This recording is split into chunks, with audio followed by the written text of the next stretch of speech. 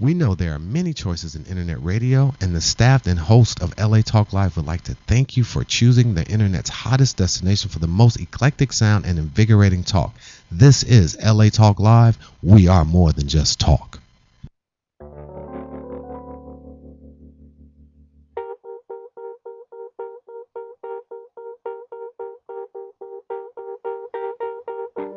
Birds flying high, you know how I feel. Sun in the sky, you know how I feel.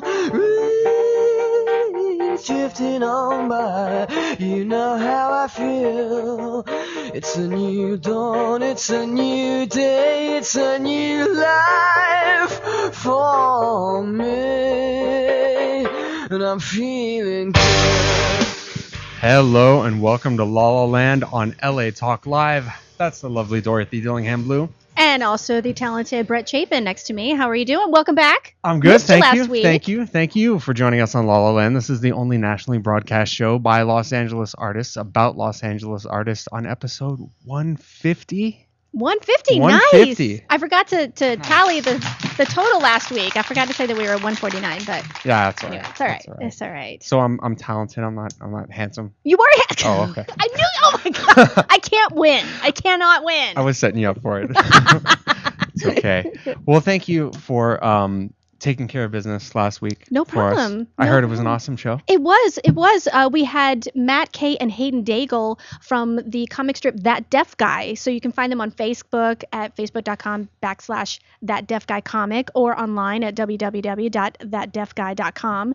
And they do a great comic strip about the life of a family that has a father who is deaf, a mother who is hearing, and the child is known as, they're called CODAs, which means a child of a deaf adult. And so it's actually, and they gave me their book, and it is so funny. It really does capture humor both for the hearing world and for the deaf community. So highly suggest it.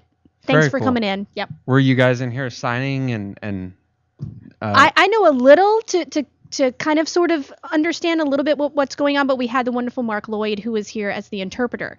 So that was great because for the deaf community, they could watch Mark translate for Matt, and Kay also, she works as an interpreter. She can speak and sign at the same time as well. That's very cool. It is. It sounds like it must be a good show. Yes. Next time. We'll have them back. Their next book is coming out in the fall, so I said they got to come back. Okay, very cool. You guys can check out that episode along with all our episodes on facebook.com/LaLaLandTalk, Twitter, twitter.com/LaLaLandTalk, and we also have a brand new YouTube space, channel. which every single week is getting more and more videos put up. I think we have Am I there yet? Yeah, you're getting there. It's, I've been here over a year. I think I should be on the YouTube channel by now. I know. It's a 3-year show. Ben Eric agrees. I agree. We're going in order. We're going from our oldest show to our newest show. I know. So, I am new. Yes. I am new. I kind of not so much anymore. Well, I still sparkle with my newness, sparkle, of course. so that's okay. Very cool. Yes. So you had a good week? Had a good week. Yeah? Yes, it's been busy. We are about to go into Tech Week for Theater Palisades Youth production of The Ever After, a musical. It's going to be super fun. It's, by the youth, but I gotta say it's for everybody. The humor is really funny for all ages, and the music is so much fun.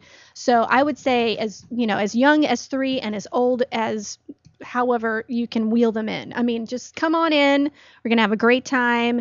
It's over at Theater Palisades in the Pacific Palisades. You can check it out at theaterpalisades.com, where you can order your tickets online or call the box office. Very cool. Yes. We were after you left the board meeting the other night. They were board making fun of me. No, they were talking about how funny the show is. Oh yeah, it's really funny. Like, it was funny. It was taking place after you left. Oh my god. Yeah, the board members love it, and they don't love everything. No, they don't. No, yeah, they don't. That was really cool. I can't wait to see it. Yes. I had a good week too. Good. I worked on Rake, the new Fox show, Rake. Oh yeah, and that's your second time working on it, isn't it? It's my third time. Your third time. Wow. I know. Imagine. People are gonna. They like me enough to have me back 3 times. Imagine that. That works. Yeah. And then I saw a couple good shows. I saw the 25th annual Putnam County Spelling Bee at the Alports Hall. I know I'm not going to get a chance to see it because it's such a limited run. But if you can Yeah. go and see it, their last show is tonight. Am I right? No, they have one more weekend. Are you sure? Yeah, they close on the 30th. On the third. I'm sorry. On the There is no 30th of they February. close on the 1st. They close on the 1st, I should say. Oh, okay. Yeah. Okay. Gotcha. So, yeah. I know. They're never going to close. They're going to stay open forever because there's no February 30th. Right. I don't know. Totally. That was really good. Kristen Towers Rolls was awesome. John Devereaux was awesome. Travis Dixon was awesome. Yes, all good friends of our show. Yeah, very cool show. Check it out at the El Portal Theater. I believe it's elportaltheater.com. Okay. And I saw another show last night. I saw An Ideal Husband at Sierra Madre Playhouse. Oh, and Very Ann cool show. Noble is in that. She is. She's been a guest with us before with the NTS company. Mhm. So that's great. I saw that she was in that. Very cool. Northwestern. Awesome. She is an amazing, amazing actress. Yeah, A she really is. talented actress. Yeah, it's nuts. She did a great job. Yeah. And she played opposite my roommate, Michael Matthews. Get So, out. yeah, it was That's very cool to great. see the two of them up there on stage and doing their thing. Yay. It's a good show. That is at Sierra Madre Playhouse. So Mhm. check it out. And then I know we have a bunch of guests to get to today, but I have a Uh-huh. funny story. Okay. Do you want to hear my funny story? Yes. Okay, I'll make it quick. Okay. So I worked on this other show this week that I'm not going to say the name of because that'll give away my story. And I learned something that I kind of already knew, but I was reminded of it. Ooh, okay. Tips for future performers. I love it. They're like, let's bring it in. Yes. Yes. And I'm not going to say our normal saying because there's kids in the room, but don't be Don't be a poo head. a poo head. Don't be a poo head. Yeah. Because there was an actor on this show Okay. who I'm not going to give his name, but he's the lead actor on this brand new show. It's a pilot. It's their second day of filming. Mm-hmm. Who was a nightmare, a complete nightmare to work with. Ugh. From cussing out the director. The director? Yes. Are you kidding me? During the scenes, and I'll tell you off air who the director is. It's a really well-known director. Okay. And cussing out the director, making all the background leave the room so that he could have the room to himself for a moment. And this person has a reputation for being difficult, so I kind of expected that, but I did not think of the levels. He had to move his trailer 10 feet closer to set so he didn't have to walk so far. 10 feet? 10 feet. I mean, I'm from the South. We do whatever we can to stay out of trailers. So, I mean, I don't understand the whole trailer thing anyway, but whatever. Had to have a car waiting for him as soon as the scene was over just for him to go back to holding. It was just, yeah. So I learned that if you are going to reach that level of success that this person has, be nice to people on the way up. Now, Because they'll kick mind you you- twice as hard on the way down. Right. Now, mind you, you said this is the pilot that they're shooting right now, correct? Yes. You know what's happened sometimes? People get replaced between the pilot and the show. Just going to put that out there. It's happened many, many, many, many times. Even So, if you have a name, even if you're somebody even that's if- well known, sometimes because of. Yeah. So, if you're difficult to work with, you're it's pretty easy to get replaced. yeah. So that happened. There was another guy instead of Bob Saget on the Full House. Yep. That got replaced. There's It's all for kinds of sure. stories like that. So, Mhm. so yeah. And So- Bob Saget was somewhat controversial because of his stand-up routine, but he was able to play both sides. So it's so funny to see him do a stand up now. Oh. It's very dirty stand up. don't look that up on YouTube, girls. Yeah. Thanks. Okay. So, moral of the story: don't be a poo head. Don't be a poo head. Yeah. Who do we have on the show today? We have some cast members from the Ever After. They're going to be doing some selections from the show. They're very adorable. And we also have Dan Musselman and Cassandra Campbell from Penguin Random House Audio. They're going to talk about the world of audiobooks today. That's going to be really exciting. Love and it. then we have from the Vagabond Players, we have Lou Hauser. Yes, Bonnie Lawrence, Gary Cusano, and Michael Homier. Mm-hmm. And they're going to be talking about everything they're doing at the Vagabond Players right now. Great. Yeah. Awesome. Jam-packed show. Jam-packed. So I think we should get started. I think we have a message from our sponsor. One Yeah. of our sponsors. Well, before we do that, Yeah? make sure you call us. Yes. 323-473-3776. 473. We got lots of callers already. So 473-3100. 323-473-3100. It's right down here. Call in, ask questions, comments, tell Dorothy how nice she looks in green, whatever. And give us a call. Okay. All right. Back to So you. we have a message from our sponsor. So let's take it away. Ladies, how often have you been rescued from your tower to find out your prince wasn't everything you hoped for? It wasn't until we got back to his kingdom I found out he was 52nd in line for throne.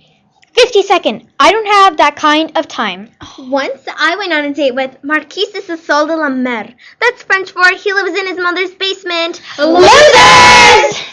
But at our date, we have created a network to have pair up royals all around the world. At our date, there's no more kissing frogs hoping to find that perfect amphibian. Your Prince Charming is just a mouse click away. Other dating services promise you a happily ever after. My daddy told me I deserve better. Did you know my last date wasn't even a real royal? He was just a squire. Mine said he had a castle by the lake. It was a pad in a swamp. A swamp. But at our date, we'll match you to 16 proven criteria, including monarchy preference, constitutional or absolute, castle style, Baroque or medieval, step-parents, good or evil, and most importantly, age. I don't care if he did pull some sword out of a stone, he was like 6. If I go out on a date, I at least expect the guy to be able to drive a carriage. At our date, not only do we match you up with your one true love, we have the highest rate of royal alliances in the business. It worked for us! All right. Nice. Very nice.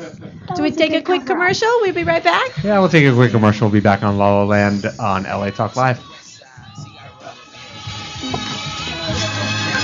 Welcome to the goddamn future. Mental Kama Sutra. Chris Young the rapper. Vision the producer. Holla hallelujah. Jesus Christo. Show a nigga love. See, we do it for the people. People. Bang bang biggity. Bumping in your region. Subwoofers. They customize demons. Eating down to down your repertoire.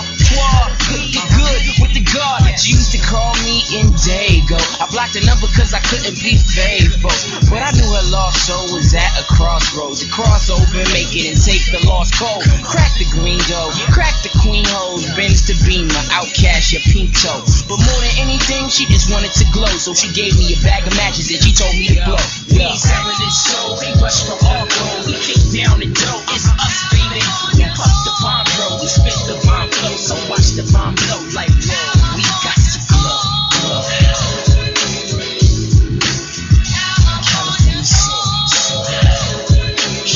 Yo, see the Bay Area, they get hyphy. I'm on the ground getting down with the Yankees. Born in Sacktown, I guess she's a Pisces. Might be a lion, but I think the fish likely.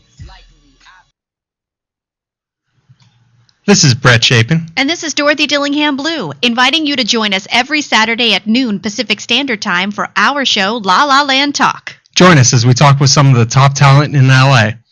Artists' untold stories, your phone calls, and live on-location broadcasts have made La La Land one of the best sources in LA for everything entertainment. So don't forget to tune in to La La Land Talk. Exclusively on latalklive.com. You can also catch us on iTunes Radio R&B, Live 365, Radio Flag, and now Stitcher Radio. Or watch and listen directly at latalklive.com. Saturdays at noon Pacific Time. Find us on Facebook at facebook.com/LaLaLandTalk, Twitter, twitter.com/LaLaLandTalk. Reality radio handcrafted for your listening pleasure. This is LA Talk Live. And we are more than just talk. I think we've got a Shakespeare monologue or two we could do. Yeah. Jazz hands. Kickball change. Good That's stuff. what I'm saying. Mm-hmm. I'll do some Pippin. Ooh, yeah. Some miming. I'm in a box.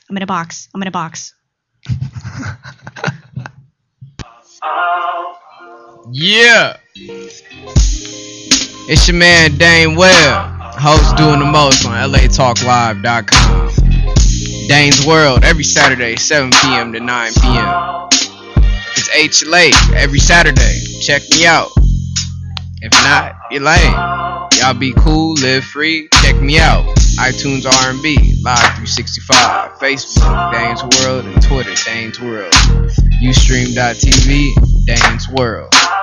Y'all be cool, live free, enjoy your day. Peace.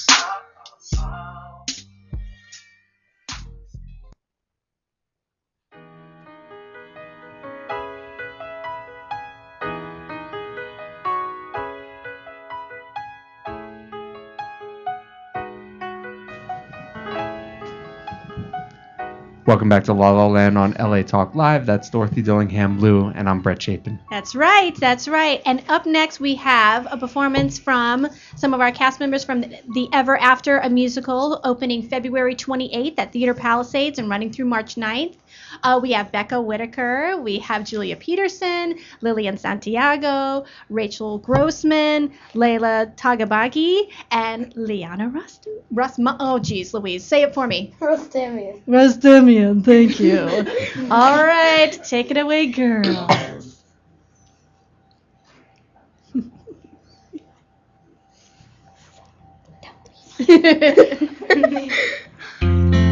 Well, he was pretty charming, that prince of mine. Once upon a time, was a little cinder girl, working, slaving mornings, noon and night.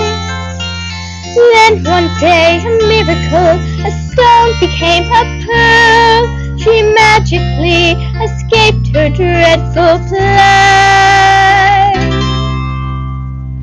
That prince of mine, he swept me off my feet. That prince of mine made me complete. And when he held me, he smelled so fine. That handsome prince of mine. That prince of mine. He's really quite a fool. Oh yeah. That prince of mine. I can't deny. He drives me crazy. What can I say? He takes my breath away. And when he's off fighting dragons, he's just a heartbeat away. He's just a heartbeat away. He's in my life. He's my hero. The coolest fella I know. That prince of mine. He's been so good to me. Oh, yeah. That prince of mine. You would agree. He's one big dreamboat. He's so divine. That handsome prince of mine. That handsome prince of mine. That handsome prince of mine.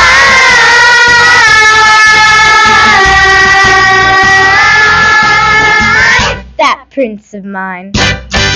Very nice. Well done. Good job, girl. Yeah. I think we might have a caller. Do we have a caller? No, I'm lying. We don't have a caller. But anyway. But we should have a caller. So We call should. us at 323-473-3100. Yes. 323-473-3100. Keep it the mic, Becca. There you go. Come on, there you go. So, Brett, you always have such good questions for the kids. Why don't you throw one at them? Gosh. How about this, girls? What makes you want to get into acting? What do you like about it? What's fun? Mm-hmm. For any of you that want to answer. For me, I think it's because I like creating different characters and acting them, and it's fun just to be with everyone and kind of put on a little show. I like Okay. acting All right. with different personalities, and Yeah. I like working with other actors. And I actors. like seeing how other people would feel if they were that way, and because I'm different than everybody else in as a role. Uh-huh. I like the you get to create someone else, and it feels so cool. and meeting all the new actors. It's really fun. I just like the feeling of being on stage and just everyone watching you. That's the scariest part. I could tell you like being on stage from the beginning of the song. She was like doing her thing. Yeah, Awesome. Julia. There was one of you that didn't answer. I think. I Anya. like chilling backstage. You like what? She likes to chill backstage. Oh, okay. She yeah. likes the backstage. I like to chill backstage too.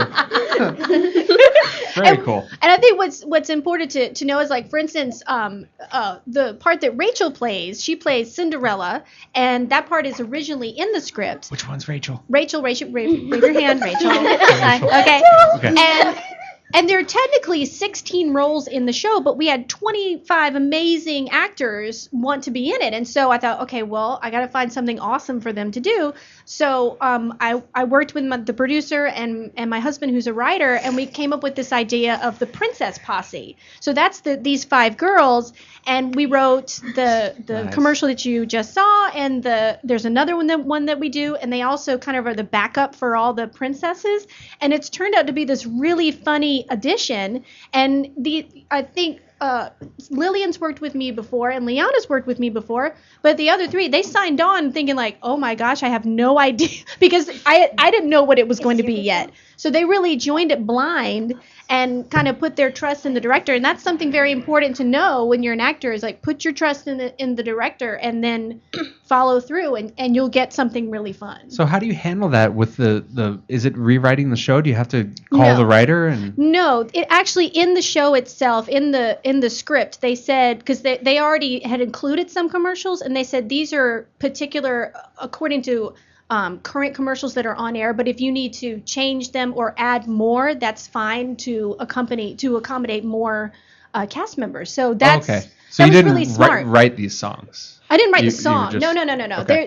The scene that you saw before about our date, Mm-hmm. that is something that we wrote. And then there's another one for the Prinsanity workout. So instead of insanity, it's a princess workout. So it's Prinsanity. So That is awesome. it is fun. It is fun. Cannot wait to see this show. I know. Awesome. Yeah. Cool. Theater Palisades, theaterpalisades.com. Mhm. The name of the show is The Ever After. Yep. A musical. A musical. Come on down and see it. And it opens on the 28th. Yep.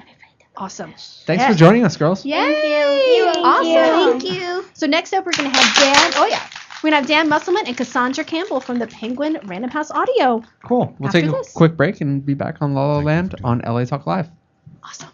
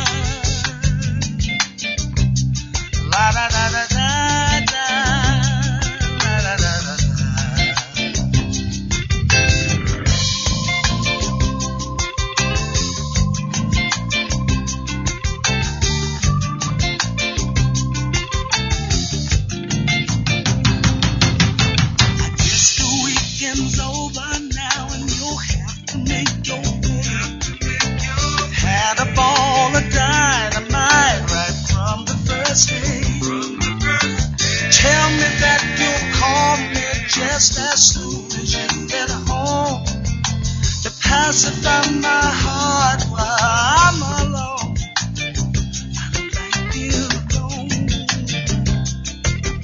The things we did this time of love we never done before. You made some changes in my head, I don't feel the same no more. Tell me it's not make-believe, this feeling that you've shown to comfort me, my love, while I'm alone. I don't like being alone.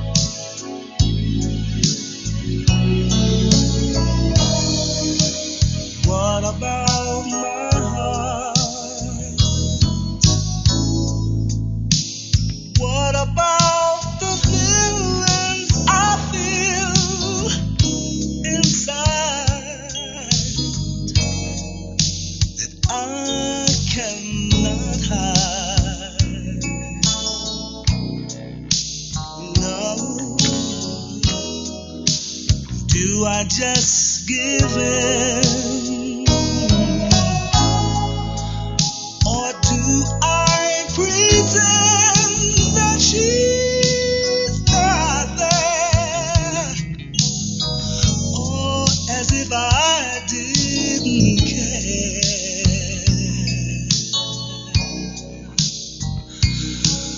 Where you can tell me it ain't right. No, you can't tell me it ain't right. Oh. No, you can't tell me it ain't right. Welcome back to La La Land on LA Talk Live. That's Dorothy Dillingham Blue. I'm Brett Chapin. We have the talented Vagabond players on deck, and joining us at the table We is have from Penguin Random House Audio, we have Dan Musselman and Cassandra Campbell. Welcome, welcome. Thank you very much. Great to be here. Thanks so much. Great to be here. Very exciting. So I met Dan, gosh, it's been like 4 or 5 years ago, I Been that guess. long, yeah. Yes. I randomly sent in my a submission from Craigslist, believe it or not, because they were looking for a Southern accented narrator. Is that right? And that's how I started in audiobooks. But Dan is the man. I mean, you started with books on tape, correct? You can take us back to like how. Well, it's been that a got long started. journey. I mean, I started in audiobooks. I come from an audio engineering background. Mhm, yes. And worked in radio syndication for many, many years.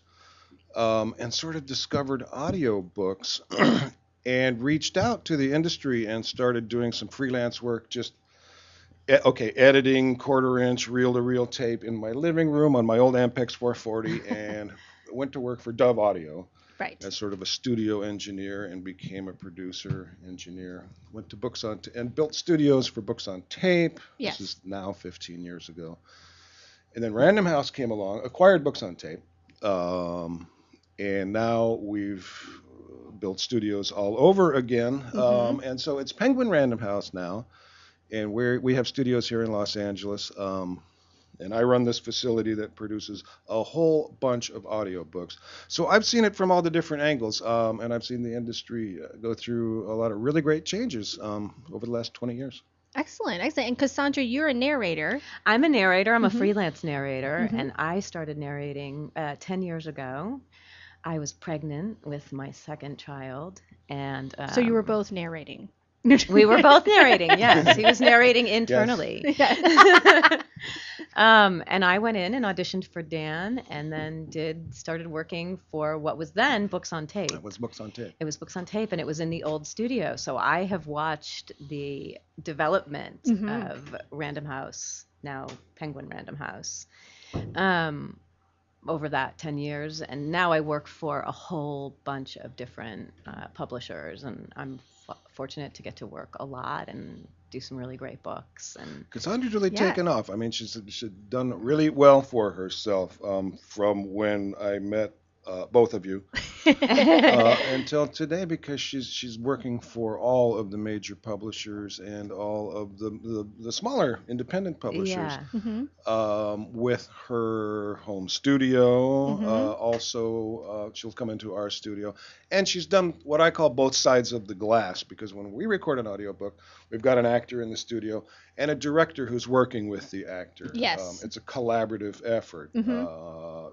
That's one way to do it. The other way is many publishers just have, if you're really good, you can work out of your home like that. So she's seen it all. She's and done I well. was really fortunate because I first started narrating for Dan, and then after, I don't know, 3 or 4 years, I started directing, and I directed a lot of books, and I learned a lot about narrating from directing audiobooks. I have worked with so many great narrators. Mhm. You know, I always think of Bonnie Turpin, who I think is one of the most phenomenal narrators out there, because I learned so much from her, because Bonnie will make really big choices, and then she'll look at you through the glass and go, too much. And Yeah, sometimes right. it's too much, because Right. you got to remember it's a book. Yes. We're reading a book, and so she's a theater actress. Mhm. I have a theater background too, but you got to find that balance between the theatricality of a story and honoring the fact that it's a book. You know, I always used to say as a director, okay, if it gets too big, you know, people are listening to these in their cars. We don't want them to drive off the road. Like that was a drive off the road moment. Yes. You know, suddenly you're narrating and you got this kind of blow pace going on, and all of a sudden it gets really loud. And you know, I picture drivers going. I like to say that less is more, but it varies. It depends on the piece. It depends on what the book is asking us for, really. We're vehicles. The narrator is a vehicle for the author. You know, the author owns the content, and we're there to honor that. Sometimes, honestly, if it's for young adults or kids, we can paint with broader strokes. Yeah. You know, we can have more fun with the characterizations. I know some of the narrators I've been talking about the young adult titles, they really enjoy doing them because it can kind of go to those larger peaks and valleys when it comes to their narration. Yeah, I mean, sometimes what's required is very, very subtle, and sometimes it's, you know, big and you know, sometimes you're playing like a fantasy type of children's book. You can go all out. I mean, I've played dragons and witches and, you know, in all kinds of accents and all over the world, and that's a blast. Yeah. You know, but sometimes you're like in a small town in Iowa and you got a story of a farm that's going under and you got to navigate that, you know. It's very quiet. And also contemporary versus, say, a historical fiction type book. The pace of it has to be different. That was a challenge for me because I'd done only contemporary fiction, and then I got a historical fiction book. I'm like, oh, you know, I have to really work the pace of the speech. It's just different. Yeah. It is different, and you have to take your time with it. You know, what if I had a placard to hold up in the studio, it would say, slow down. Slow down. Slow down. Take your time and just let the listener hear what's going on, because you want to get through this. It just takes time. We start at the beginning and we go all the way through until we're done. And there's no way to rush the process. But you really have to spend time in pre-production, the actor's preparation, just getting to know what the book is all about, who the author is, and there's a lot of different ways to approach it, but generally that comes in for me, a producer, in pre-production also. You know, I want to hire you, Dorothy, because I want you to be Dorothy. I think your voice would be perfect for this book.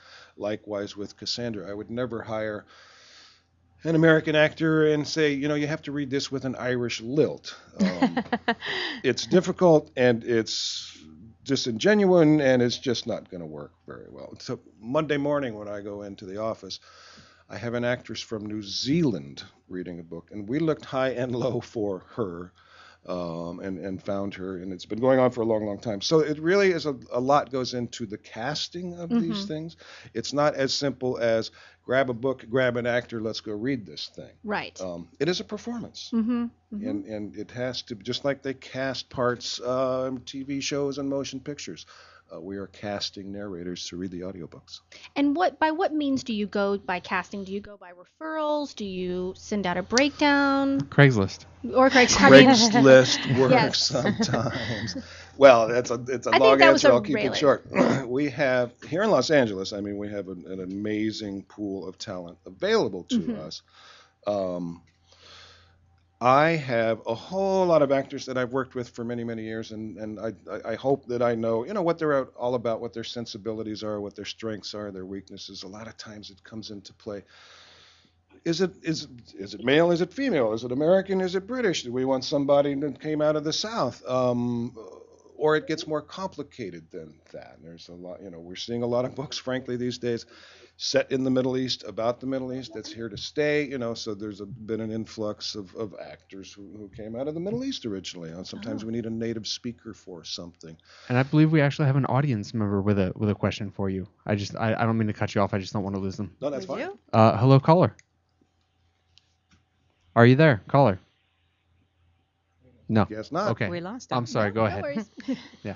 So, you know, the casting process can get complicated, and if we come across something that, wow, I mean, the producers might sit in the meeting and say, do we have somebody? Here's the breakdown on this book. I mean, you guys know anybody off the top of your head, or do we need to put out a call?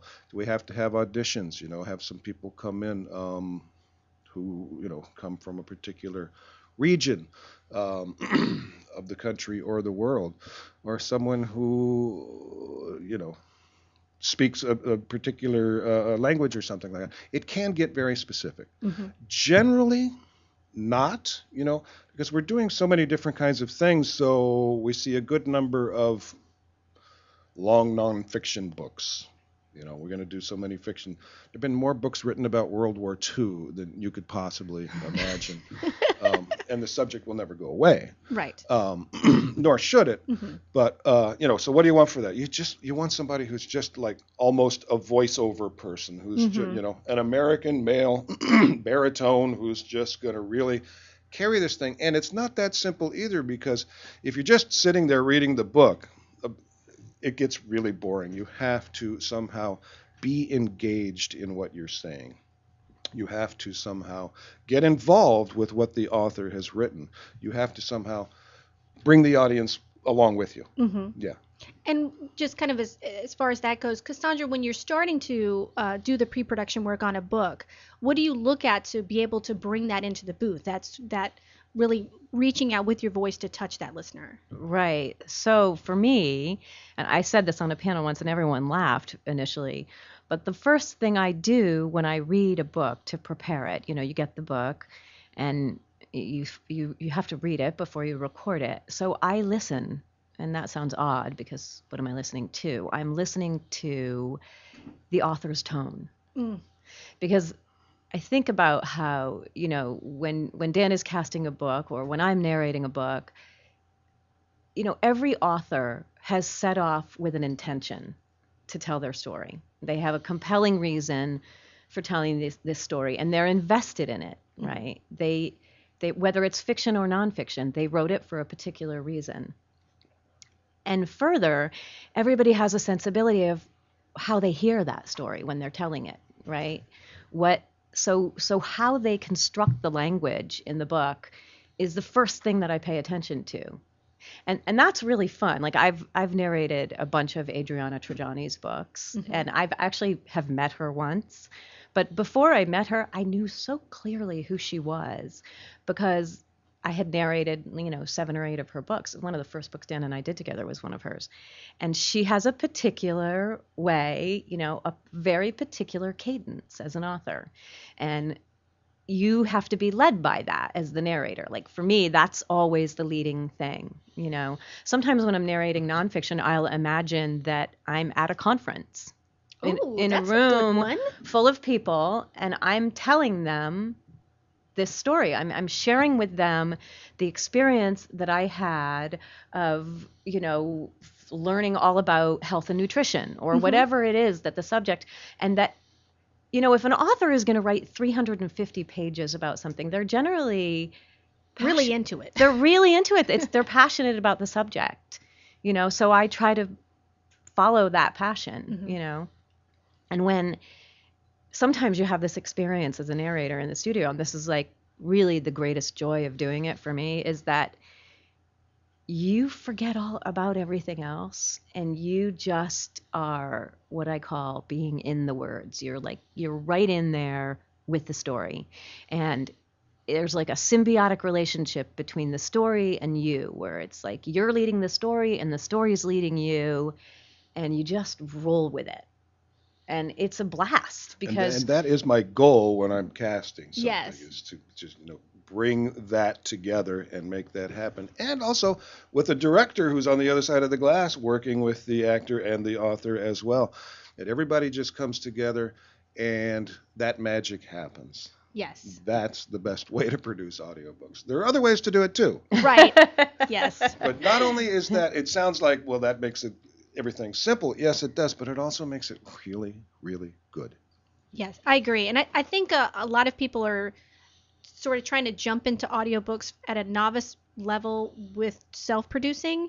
And I've really encouraged people to really listen to audiobooks first, ones that are professionally done and by narrators like yourself, so that they know what it should be sounding like, that it's this immersive experience for the listener. And because it's more than just edit it together. It's more than that. It's more than just black words on white paper. Oh, and also the technology of it all, especially with the Kindles and the iPads. A lot of the directors are using the iPads, and as a narrator, I started using mine, and I think that's helped keep it from the distraction of the paper moving. I don't know if has been the case with you, Cassandra, but just having to go like this, I'm like, oh, I'm in it. I'm so in it to win it. I actually had an actor tell me that some percentage, but working off of an iPad made him something like 4.3% more efficient because you didn't have to stop and turn the page. I would agree with that completely. Yeah, I'll tell you though I'll tell you one thing that does happen, and I learned this from John Lee, who is a meticulous narrator and a wonderful storyteller. And I used to direct John a lot, and he would line up his pages and he would read the page, and then he would stop and he would have a drink of water, and then he would start again. When you don't have that pause, and this is something that I experience in the studio, you can forget to take breaks, and you can forget, and that doesn't always serve the story well. You know, so now even though I am just clicking along with my finger, I try to take that pause, because you need to kind of step it back for a second, you know. And I've had to teach that to myself, because you literally can just keep going. It is exhausting. It is. I think absolutely exhausting. People do not understand how tiring it can be at the end of the day. I mean, I'm my son and my husband know if I've been narrating all day, I won't be so talkative in the evening. Yeah. So I love you. I will snuggle. And it's not because your voice is tired. No. Mentally, you are spent. Exactly. Yeah. No, your brain is definitely spent. Because there's no relief. There's no relief when I'm sitting at my desk and doing my job, and I can look at my email and, you know, goof around with video games. You know, I can take a break and walk around and do that stuff. If you're sitting in the studio and you're narrating, there's no relief, and it is it's really hard work. And I think that's probably the single biggest lesson that people learn when they read an audiobook for the first time. They say, I had no idea. That's the number one comment. Yes. I had no idea. I had no idea. It's like running a marathon. Is. You're an ultra marathoner when you narrate an audiobook. And yeah, it requires tremendous concentration and focus and energy. And even though you have to sit perfectly still, you know, it's also physically exhausting, because you're sitting perfectly still, and you can't have to be all like, you're set with your mic. And you are, I mean, you have to have a physical focus when you're narrating. You know, you can't be flopped back in your chair. Don't you feel good when you walk around the block? Oh. It makes you feel good, right? Well, we don't get that opportunity in the studio. And I think nowadays there are an awful lot of audiobooks being produced by .com companies. They're available out there, and it's brought on this whole new surge of people working at home. And so what I'm hearing, you know, and just banging out these titles, and what I hear a lot when they come into our studios is, I'm so glad to get out of my closet and come in and see you guys and have somebody to talk to and to be able to work with the director. This is awesome, because, you know, I love the feedback. I'm an actor. Gee, it's hard for me to just do what I'm doing. You know, when you're reading an audiobook, there's really no audience. It's not there. You know, the medium is very intimate. I mean, your imagery with talking at a conference is awesome, but when you're on that microphone, you're just talking into your best friend's ear. You know, makes a lot of sense. Yeah, we're not shouting out. We're just, you know, we're bringing people to us. Yeah. Well, thank you so much for joining us, both of you. Thank you so much for having us. Audio it's really fun to do. Books. Where can people find information about the both of you if they want to look you up online? I'm on LinkedIn. Also, if you're looking into, you know, getting into audiobook business, do yourself a favor and listen to some audiobooks. Here in Los Angeles, there are classes you can take as far as contacting, I work for Penguin Random House. There is an email address, and it's managed back in New York City. That's narrators@randomhouse.com. Narrators@randomhouse.com. And for you? Where can people Well, I'm find- on Facebook and on Twitter. I do not have a website. That's okay. But you can find me in those places. Excellent. Okay, Thanks thank you again. so much. Love It's it. very fun. All Thanks, right. Brett. All right, quick break, and we'll be right back with the amazing Vagabond Players Awesome. on La La Land on LA Talk Live.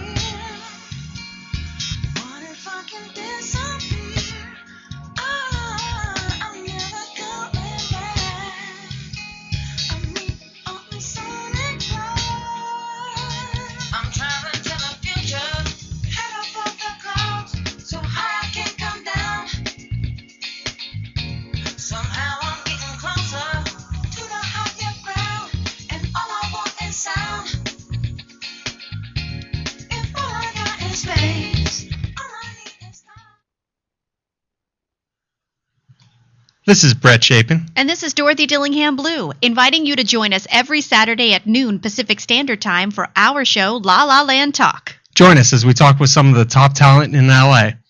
Artists' untold stories, your phone calls, and live on-location broadcasts have made La La Land one of the best sources in LA for everything entertainment. So don't forget to tune in to La La Land Talk. Exclusively on latalklive.com. You can also catch us on iTunes Radio, R&B, Live 365, Radio Flag, and now Stitcher Radio. Or watch and listen directly at latalklive.com. Saturdays at noon Pacific Time. Find us on Facebook at facebook.com/LaLaLandTalk, Twitter, twitter.com/LaLaLandTalk. Reality radio handcrafted for your listening pleasure. This is LA Talk Live. And we are more than just talk. I think we've got a Shakespeare monologue or two we could do. Jazz hands. Kickball change. Good That's stuff. what I'm saying. Mhm. I'll do some Pippin. Ooh, yeah. Some miming. I'm in a box.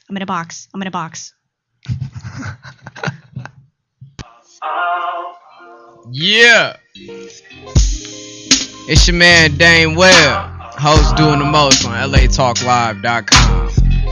Dane's World every Saturday, 7 p.m. to 9 p.m. It's HLA every Saturday. Check me out. If not, you're lame. Y'all be cool, live free. Check me out. iTunes R&B, Live 365, Facebook, Dane's World, and Twitter, Dane's World. Ustream.tv, Dane's World. Y'all be cool, live free, enjoy your day. Peace.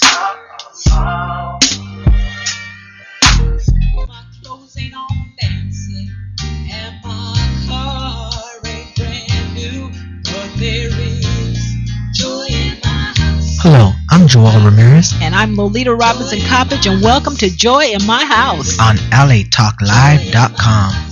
Inspirational radio with a touch of recovery. A reality show where nothing is left unsaid And no one is insignificant who says it.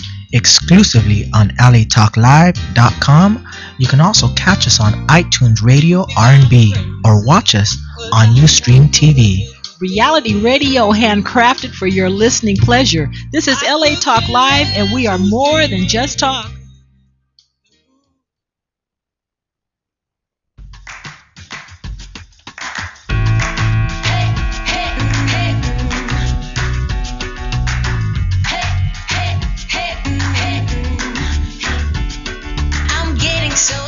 Welcome back to La La Land on LA Talk Live. That's Dorothy Dillingham Blue. That's I'm Brett Chapin right there. Right. And we are here with the amazingly talented Vagabond Players. We have, starting down at the far end, Gary Cusano, Michael Homeyer, Lou Hauser, and Bonnie Lawrence. Thank you for joining us, guys. Thanks for having us. So, Lou, you've done the show before. You've talked about Vagabond Players. Yes. You direct there all the time. What are you directing these days, the Vagabond Players? I already know the answer, but for Oh, our okay. audience. I am directing Neil Simon's The Dinner Party. Love it. Yes, with some people here are cast in The Dinner Party. Very cool. And we're opening March 7th through March 29th at the beautiful Sherry Theater. And It's in North Hollywood. it's in North Hollywood, right in the heart of the NoHo district. Love it. Right in the heart of the NoHo district. So, Very cool. And what's the dinner party about? What's the plot of the dinner party? It's about a very strange dinner party. The show is done in real time. There is no intermission. Okay. You feel like you're part of the show. In fact, the more intimate, the better. And we're playing in a really intimate space. And so it's very exciting. You're actually part of this very strange dinner party where these couples have been invited to have dinner. But it's not your usual dinner party. All the couples have something to do with one another. Okay. And that's the big secret of the dinner party. And Neil Simon's always a lot of fun to do. Yes, and Neil Simon is always tremendously well written. So, and this is one of his lesser known shows. That's so, true. It's we worked on a Neil Simon together. That's right. Yes. And they're playing our song. We did. That's and right. It also happens to be one of Neil Simon's best shows. Is it? The Dinner Okay. Party. Yeah, I think so. It's very well written. It's a little darker than he usually is, but it definitely makes a point. We did it at Theater Palisades about 8 years ago, and I remember it was really successful with Ivy actually. Really? Our friend Ivy was in it, and it got really good response from what I hear from the board members. So I'm looking forward to seeing this one. Oh, okay. That threw me. I didn't know they did it there. Yeah. It was a while ago. It was before my time too. But, Okay. But yeah. And Bonnie, for you, what character do you play? My character's name is Yvonne Fouché. What does she do? Tell us about Yvonne. Kind of, she's probably the youngest one out of everyone that's invited to this dinner party. She's kind of a scatterbrained, but she's kind of nervous and she speaks really fast. Okay. Stuff like that. So she's a very fast-paced, kind of neurotic character. Awesome. Yeah. How about for you, Michael? Your character. Actually, when we did this production previously, we did some years ago, I was able to play one of the roles of Claude, one of the three men, along with the three women who are in the cast. This show I'm just producing, so I'm actually not in the cast. But it is a fun experience watching other people playing parts that you know so well. Oh, that's always fun. Yeah. Gary's one of our other cast members. Oh, great. Gary, who do you play? I play Albert Donnet, and I'm actually Yvonne's ex. Oh. Married a couple times. And That's Albert, why we have them sitting at opposite ends of the table here. Well, that's exactly how it is, and that's how it is in the play. We have to be separated from each other for most of the part. But Albert Donnet is he is in the auto industry, he says, but he's really into renting cars, and he basically is in the house all the time painting cars. And when he gets to this party, he's kind of been a little socially inept over the period of time of hanging out in the house and being with nobody. It's a little clumsy and over-aggressive to make friends with everybody at this dinner party. And it leads to some pretty comical moments with his clumsiness and desperation for friendships. And to get back with this wife, and who knows what's going to happen. Very cool. And sounds like a good show. Excellent. The Sherry. Oh, I'm sorry. Go ahead. Well, when you're looking for casting and you're sending out breakdowns and actors, when you're checking out those breakdowns, what makes you go like, this is it? This is what I really want to do. This show came to me pre-cast already because it's easy. cast from within. It's cast from within the group. And just like the first, I've directed it before for Vagabond. So this is my second time, directing this show, and I'm still having a blast doing it. I could not ask for a better cast. Are any of the other cast members from the other show in this one? Just one. Just one. One. Yeah, Mike Thompson. Yeah, And Andre. are you directing him the same way, or are you doing a different? No. I'm doing it different. When I usually do a show a second time, there's a reason for it. It's usually I thought of something new that I wanted to do, or darn, why didn't I do this the last time? So now I'm getting that chance with the dinner party. Excellent. So, yeah. Excellent. Well, Lou is just, as we all know, just an encyclopedia of knowledge when it comes to film history and theater history. So I'm sure he's adding a lot to the production. It all, so. Yeah, I know. I love his stories. They're the best. Stretches the rehearsal time out a little bit. Yeah. It's usually worth it. Yeah. I've done 2 shows with him. I know. You know that, don't you? Yeah, you know the drill. Well, yes, he did. Directed me in Spelling Bee, and then they're playing our song. Oh, yeah. Nice. Yes. Very cool. Yeah. So what is for all us the same for the 4 of you? What has been your favorite part about playing your particular character in this role? Well, in answer Or to in what this you just play. asked too, my favorite part, when we look at the roles in the Vagabond Players group, we kind of pick 2 roles that we would like to play. And when I read it right away, Albert just jumped off the page with just an affinity to the character and sort of like me in some ways, you know. And do you paint cars? No, I don't. Do you leave the house? Yeah, I do Okay, leave the good. house. But I'm yeah, just the checking. clumsiness and the exuberance and energy, and there was just something about him that, like, this is the one I would like to play, and then they gave it to me, so I'm having a ball getting to play the character that I really did want to play, and I'm feeling real comfortable in it and having a good time with it. It Having a worked blast. out. Sounds like it worked out well. Yeah, really well. Awesome. We about do for you, very Mike? much cast ourselves Mhm. when we do play readings inside the company. Oh. We invite everyone to see if there's something that they identify with, a character, and then put in their chit saying, gee, I'd like to do this if I can. And almost invariably, if the actors are being honest, they are making good selections for themselves. And when we take that selection and we say to the director, this is a little unusual, you're getting a cast that you don't get to choose, you have to hope we chose fairly. We've actually been very fortunate to be able to say, this is a cast that Lou's happy to work with. And we've been able to do that consistently. So if folks are honest about their personal selections, it really helps the whole process go so much more smoothly. That's fascinating because I direct and I see casting as being so much a part of directing. Right. So much. The opportunity to not just find something that an actor would naturally fit into, but also a role that will take them to places that maybe they didn't think they could go. I work primarily with youth, and so they're a lot more pliable in that sense. Yeah.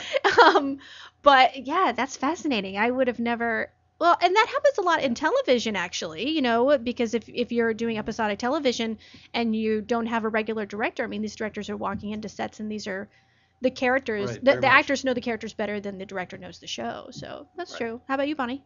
Yeah. I kind of feel the same way as what you just said.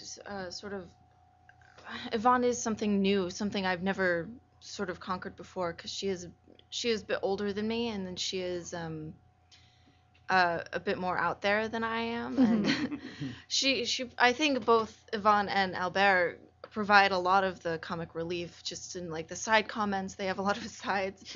Yvonne has a lot of sides that are kind of just like, what? Did you just say that? And I have a 2-page monologue that like And you were like, yes, I want that one. I want that's what I want. That was the scary part, because she doesn't come in till a little bit later on in the show, and then right when she comes in, she's speaking a mile a minute, and then on the next page, it's a 2-page monologue. So it's it's a lot. It's a lot to take in, sort of like this is an endeavor, but I think it's been a great experience and something that I think I really needed. So. Oh, good. Yeah. Nice. And she's hilarious. And that speaks Rarely to for funny. Oh, there you go. That speaks to the consistency of the Vagabond players to be able to find that within each other. I mean, do you talk to each other as a theater company and be like, hey, have you ever thought about taking the strength that you have and like challenging yourself this way? Very I mean, much is that so. something you guys talk about in Yeah, your meetings? very much. When we're looking for material to do for the next show, very much saying, hey, I found something that maybe isn't right for me, but it'd be perfect for Oh yeah. someone else to do, and I think you'd really grow a lot, because I haven't seen you do something like this but I think that you would, and hopefully the person agrees. They take a look at the show, and that's a great way for people in the company to find work that they're interested in doing so that they can grow as actors. That's good. Yeah, I keep a running tally of audition songs because I listen to XM on Broadway, and so I'll be listening and I'm in the car, and then I do like a little voice message. I'm like, this would be a good audition song for Rebecca, and then just pick a note because, to me I may not have that first soprano range, but I know another actor that does, and it's something that's a little off center, so we don't have to hear. Defying Gravity 20 million times, I mean, I want to find something, or popular, find something else. Right. What do you think are some of the advantages to working with a theater company rather than just going to audition at different theaters? There's such a sense of camaraderie that it gives me a more confidence and the ability to want to pursue different things within the comfort and realm of that theater company. We don't have to go out necessarily in audition for other things. Everybody's so supportive. We do 3 main plays a year, so there's a chance for you to be into 2 a year. And I'm also looking forward to the next production that maybe I won't be in, because I want to be doing production, tech. I want to learn all that. So just all of it with a theater company that we meet every week. Whether we're doing a production or not, we're constantly looking for future things to do, and it just, like I said, just gives me strength to be within a company than out there looking to do this and looking to that, which I do also. But this company is just a grounding thing, really. As a director, there's more of an ensemble feeling. Right. Huh. I can imagine you get to know the actors too, and get to know their pull style. into an ensemble quicker. Because that's one of the first things you need in a play is they have to become an ensemble. Sure. We're already friends. Yeah, exactly. That helps a lot. And a lot of times if I've worked with them before, I already know that I can work with them again. So I already know what they can do. So, but the most important thing is it's a really nice ensemble feeling, and it happens early. Yeah. Because they know each other. And they know each other's style. They can, know how the other actor's going to probably react to the line. Yeah. And I love hearing comments like this because I've been around Vagabond since the beginning. I helped found the company back in 1997. And this is the kind of family atmosphere that we hope to have that will carry us for the next 17 years of our history. But Gary and Bonnie are 2 of our newer members. And the fact that already they have a sense that there is this family atmosphere that supports them in making these choices and growing as actors makes me feel like, well, I guess we're not just talking it, we're actually walking it. And that's good. The proof will be in the pudding. Hopefully folks will come out and see if we're actually pulling it off. I will tell you that I have not been to every rehearsal. I did go last night helping the cast get off book, and it's going to be a fine show, if I can say so myself. And I feel kind of like the dad. Because this was my, I started this company in August of 97, and it's still going because of great people here at this table. And I'm very blessed to have them here. I can tell you I've worked on one show at Vagabond, and I had a fantastic time working with you guys. You're a real good company and very professional and do great work. So you can be found at thevagabondplayers.com. Yes. That's right. And the show opens on March 7th, closes on March 24th, Fridays and Saturdays. March 29th. March 29th. Yep. Fridays and Saturdays at 8. And it's at the Sherry Theater in North Hollywood on Vineland and Lancashire. Is that a new theater? I haven't heard of that one. It's newer. It's newer? It's about 4 or 5 years old. Okay. Right. And next to the building that used to be the Avery Schreiber. Gotcha. Okay, I know. Just now has closed, unfortunately. Great. Yeah. And our reservations. If you want to make reservations, it's 818-206-4003. Got it. 818-206-4003. Yeah. Well, break a leg, guys. Yeah. Thank you for being here. Thank you. Yeah. Come out and see us. Come out and see us. Love We'd it. love to. I love me some Neil Simon. That was Lou Hauser, Bonnie Lawrence, Gary Cusano, and Michael Homeyer of The Dinner Party by Neil Simon at the Vagabond Players. Excellent. All right. Woo! Another episode of La La Land has wrapped up, Dorothy. Wrap it up. You know what I realized? What? I know you have to go. I realized that we're about to hit our 3-year. April 1st is going to be 3 years on the air. Wow, happy birthday. Are you fooling me? I'm not. Get it? April Fool's Day. I know. What? That was very much on purpose that we did that on April Fool's Day, by the way. Oh. Okay. We need a party. We need a party. Done. We need a 3-year party. Can we Let's invite do ourselves? it. Please. Yes. Yeah, sure. You're all invited. I love it. Yes. Yes, buddy. Next week on the show, Yes. we have Michael Seal and Stephen Lee Morris joining us. Michael Seal of Boston Court, Stephen Lee Morris of the LA Weekly, and just booked yesterday to join them, Deborah Behrens of what was the LA Stage Times. Ah. Yes. Okay, So great. They're going to be talking to us about everything that's going on in LA theater, and should be a great conversation. Can't wait to talk to them. Boom. Until next week. I'm Dorothy Dillingham Blue. And I'm Brett Chapin, and this is La La. Oh, you can find us on Facebook at facebook.com/LaLaLandTalk, Twitter at twitter.com/LaLaLandTalk. You can also send us an email at lalalandtalk@gmail.com, and we'll see you at the top.